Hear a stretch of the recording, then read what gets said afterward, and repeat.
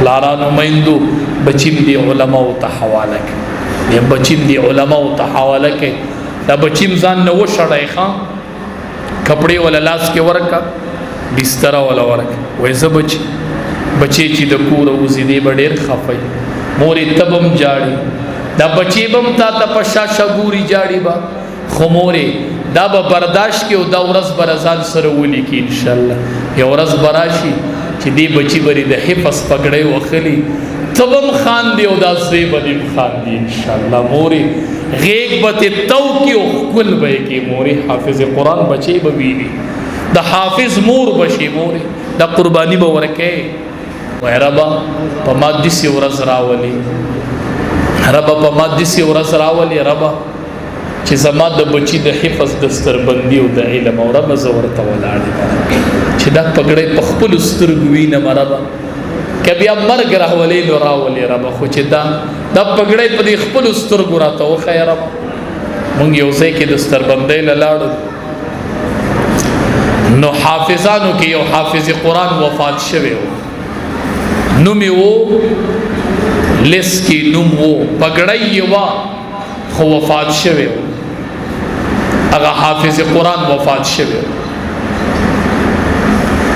نږدې ورځو کې، نو نوم یې و پګړی یې وه چې مونږ د ستربندي شروع کړه د وړو، هغه نوم چې پکې راغی نو دا خو وفات. مونږ وی پلار شته وی او مونږ وی پلار دی راپاسې، چې پلار راپاسېدو او مونږ د زوی هغه پګړی راواغستل، هغه مولا د پلار د سر نه تاو کړه، پلار له مولا د ستربندي وکړله. شیخ صاحب ورته وی یوه د ستربندي د له مونږ وکړله او یوه د الله ته قرر شوه، دا به په میدان محشر کې کېږي انشاءالله. وی دا مونږ چې په کم سر پګړی ولګوله په دې سر به الله تاج لګوي انشاءالله په میدان محشر کې. ښه په دې سر به الله تاج لګوي. پلارانو دا ډیره غټه عهده ده کنه، دا ډیره غټه عهده ده. د الله نه دعاګانې غواړئ، میندو د الله نه دعاګانې غواړئ. نن چې د چا د بچو د ستربندي وه، یوه خوشحالي م ولیدله او انشاءالله پلاره تمه ساته، مورې تمه ساته، دویمه خوشحالي به په میدان محشر کې انشاءالله. هغې کې به تم شریکي پلار، هغې کې به مورې تم شریکي.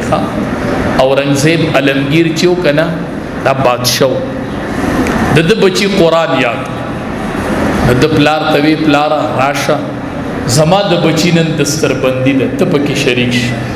نو پلار ته نه خفه ولګو، نو پلار ورته وی اورنګزیبه تا خو ستا بچی قرآن یاد کړی دی، نو تاج به الله تعالی درکوي، نو زه سره درشم. پلار ته خفه و که نه، وی دا خو ستا بچی قرآن یاد کړو، نو تاج به الله تعالی درکوي، نو زما پکې څه دي، زه سره درشم. وی زه به هله درغلی وی، خوشحاله به وی اورنګزیبه چې تا حفظ د قرآن کړی، دا خو ستا بچی کړی دی. اورنګزیب پوه شو، اورنګزیب علمگیر د قرآن حفظ شروع کو.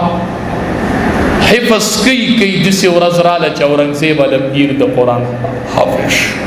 پلار ته وی پلاره راشه نن اورنګزیب د قرآن حافظ شوی، نن به ځکه درځمه چې نن تاج زما دی انشاءالله.